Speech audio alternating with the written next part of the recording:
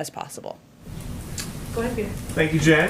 So now that Border Patrol agents in the Rio Grande Valley are letting adult migrants go without even issuing notices to appear, is the Biden immigration policy just becoming more of like the honor system? That is an inaccurate depiction of what's happening at the border. So there's no change in policy. The border remains closed. Families and single adults are being expelled under Title 42 and should not attempt to cross illegally.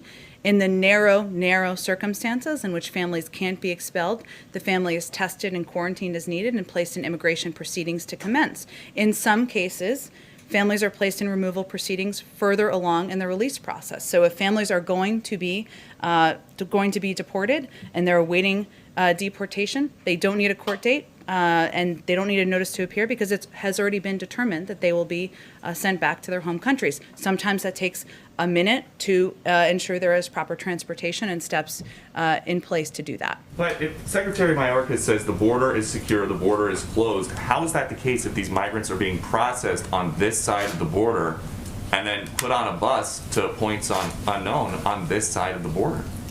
Well, again, there are limited cases where there are families, because they can't be held in Mexico, who are processed, tested, considered at the border. Most of them are sent back to their home countries. Those are very limited cases, and it's certainly not a depiction of the overarching policy. Okay, 2 years ago, President Biden said, we're a nation that says you want to flee and you're fleeing opposition, you should come.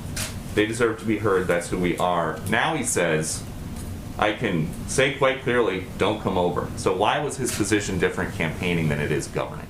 Well, I think that sometimes there's language that is used by some that is not including the full context of his comments. I will say that he still believes that he wants our country to be a place where there is asylum processing at the border, where people are considered and go through a proper process, who are fleeing prosecution, who should be considered for immigration status. That is a process that is broken. It was broken by the last administration, and he wants to put in place a process through an immigration bill, through steps taken by our Department of Homeland Security and HHS to improve that process and make it safe, efficient, and effective. We're going to need some time to do that. And the president says, he told us yesterday, I know what's going on in these facilities. You say that he's been briefed with photos from the inside. Multiple times. He's been briefed multiple times about immigration and often has regular sets of questions for his teams. So what is his concern about this being a super spreader event where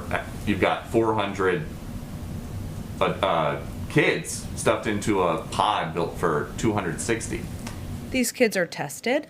If they need to be quarantined, they are quarantined. We also follow CDC guidelines to ensure that they are kept safe. One of the reasons that it took us some time to have some of these facilities or some of the shelters open to larger groups of kids is because we wanted to follow those CDC guidelines. So we certainly don't see it through that prism. We actually took the steps we did to keep these kids safe. But where else in the country would it be okay to have 400 people in a space for 260 during the pandemic?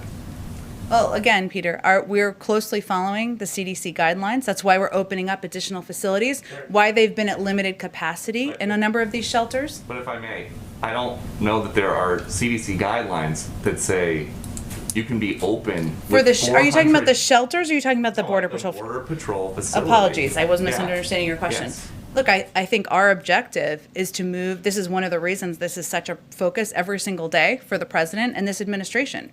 We want to move these kids as quickly as possible through these facilities and into the shelters where there is safe spacing, and then move them into homes where there is safe spacing. And we are concerned about the public health impact. That's why we're putting in place a number of policies to expedite these processes. But at that first stop, it's just not happening.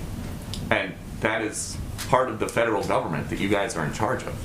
Well, again, I think I've outlined for you specifically even a number of steps that we have taken and we are taking to expedite processing at the border, to ensure we're expediting the timeline, because these Border Patrol facilities are not made for children. We want to move them in part because of COVID, in part because they're not places that have the educational, the health resources, and other resources that we believe these children should have access to.